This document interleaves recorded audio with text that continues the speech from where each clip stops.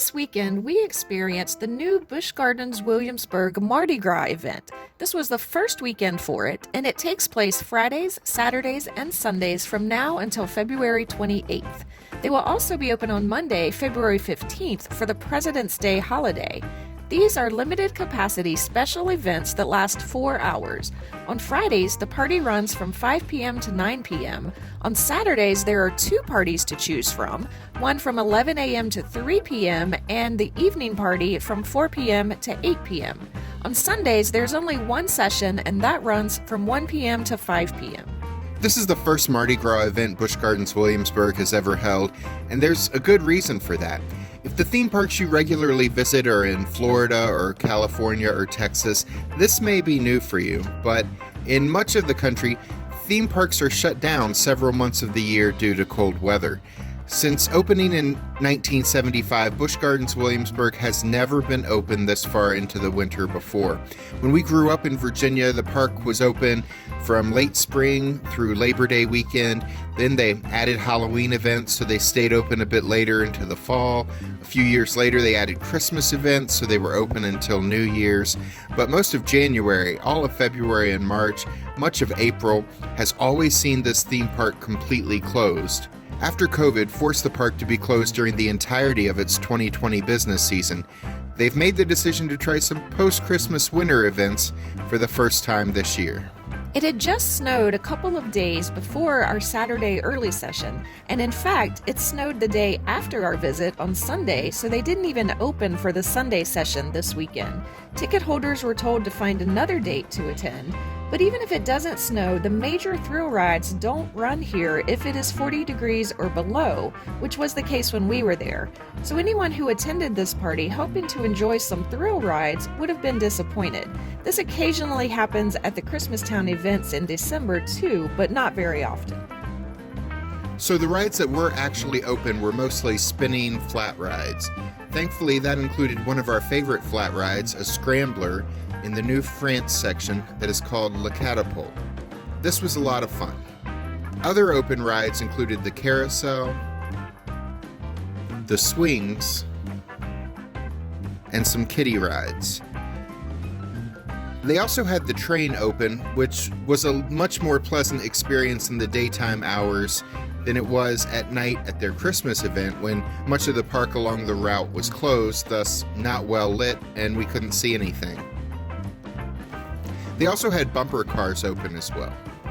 I used the lack of thrill rides as an excuse to get Jack on a ride in the Sesame Street section of the park. We've gone in there to film for the channel before, but we never ride anything in this section because it's really geared towards little kids who watch Sesame Street.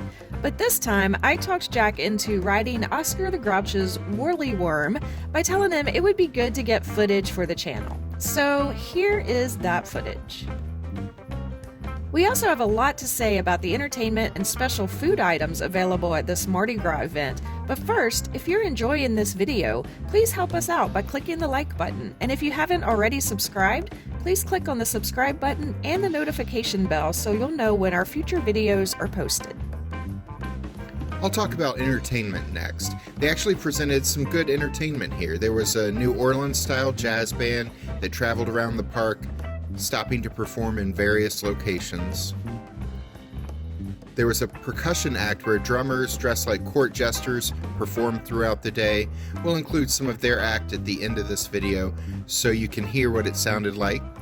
There was a Mardi Gras DJ on the balcony of the Fest House, the largest dining establishment in the park.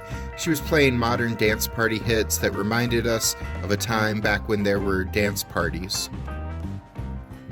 And if you went inside the Fest House to eat, there was a show on the main stage by a pair of comedic jugglers. They were pretty entertaining. Their show lasted about 20 minutes. Additionally, there were some stilt walkers and ribbon dancers, as well as some characters in Mardi Gras costumes tossing out beads.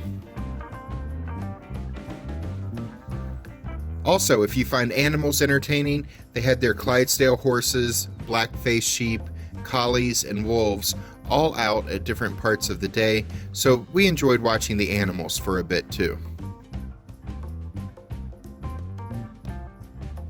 Now let's talk food. When you buy your ticket, you can add on a tasting card to try 5 samples of Mardi Gras food and drinks for $25, or you can add on a tasting card to try 10 samples for $45.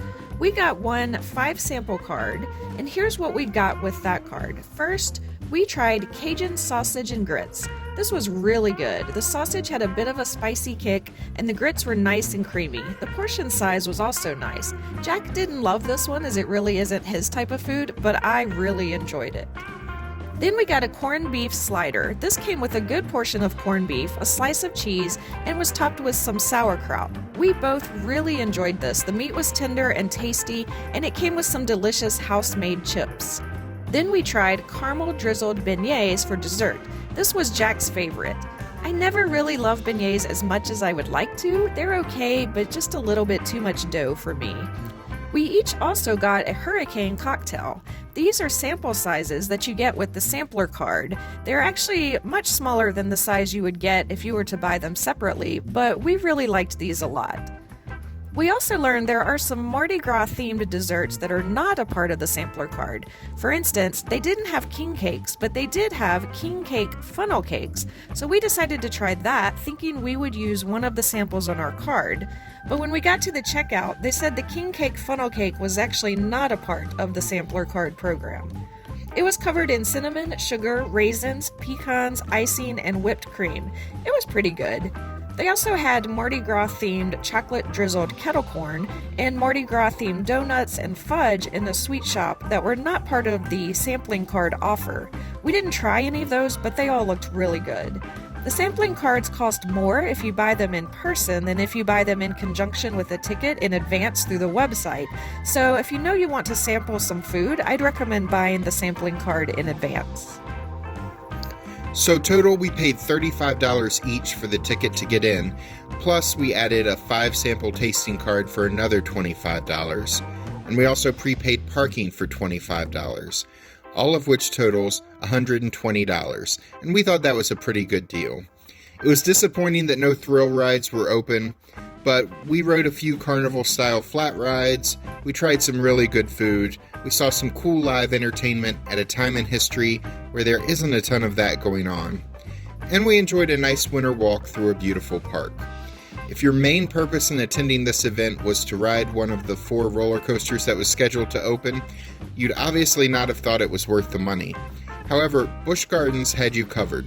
When we entered, we got a receipt that said if cold weather impacted the rides that were available during the event, you could see guest relations to get another date to return to Mardi Gras at no cost.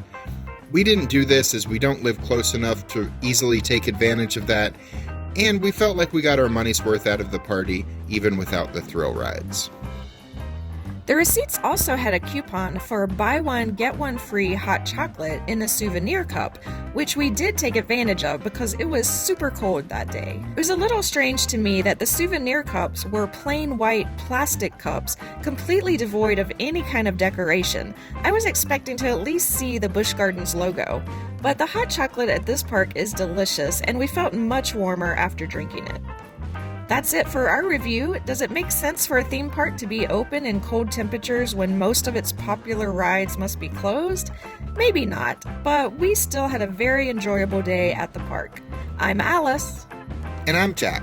Don't forget to subscribe and click the notification bell so we can see you here the next time we're traveling through.